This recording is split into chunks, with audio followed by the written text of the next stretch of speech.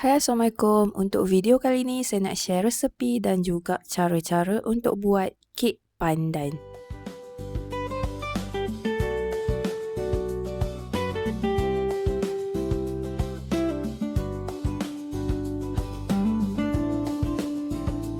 Mula sekali saya akan sukat margarin sebanyak 80 gram dan saya akan cairkan. Nak guna microwave boleh, nak cairkan di atas api dapur pun boleh. Ketepikan margarin seketika dan saya akan ayakkan 1 cawan tepung gandum, 1 sudu besar tepung jagung bersama dengan 2 sudu teh baking powder.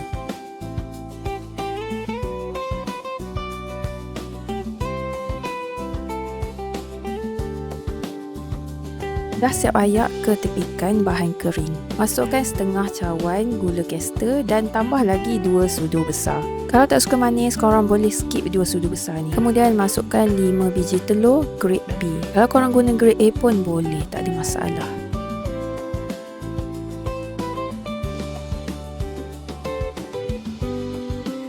Last sekali masukkan 1 sudu besar ovalid.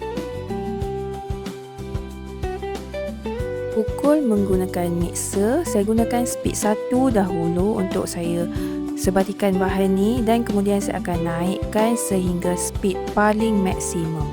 Jangan lupa untuk set masa selama lebih kurang 10 minit.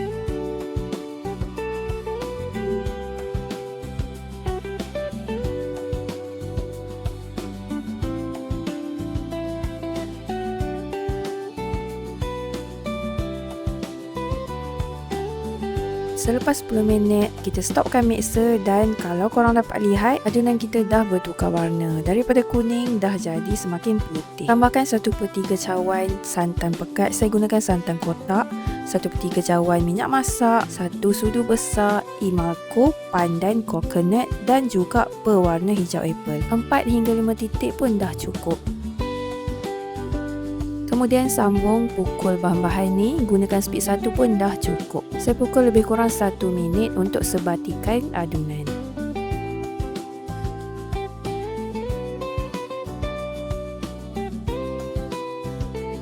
Selepas 1 minit adunan pun dah sebati, masukkan bahan ayak tadi.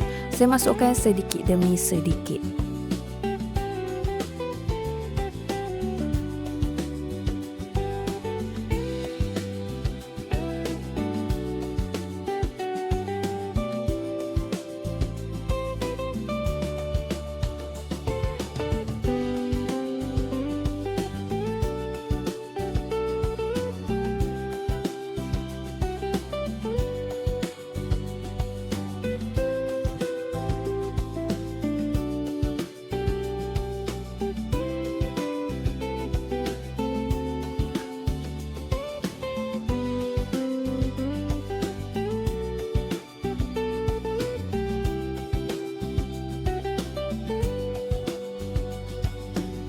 Adunan pun dah sebati, dah boleh stopkan mixer.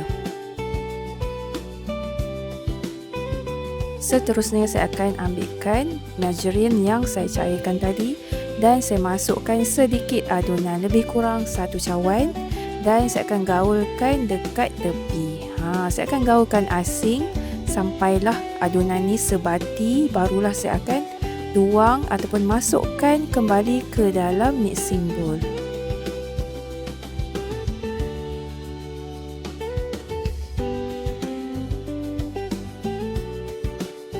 Kemudian gaulkan adunan ni sampailah sebati.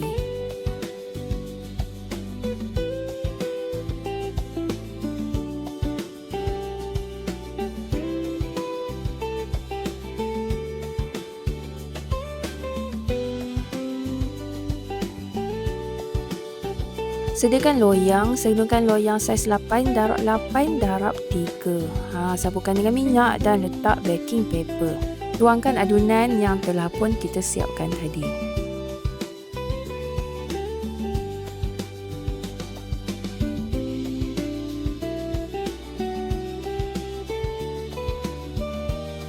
Ratakan dan ketuk-ketuk macam ni dan bolehlah kita bakar dengan suhu 175 selama 55 minit. Dan kek pandan kita pun dah siap. Bila kek kita dah mula suam, dah boleh keluarkan dari loyang.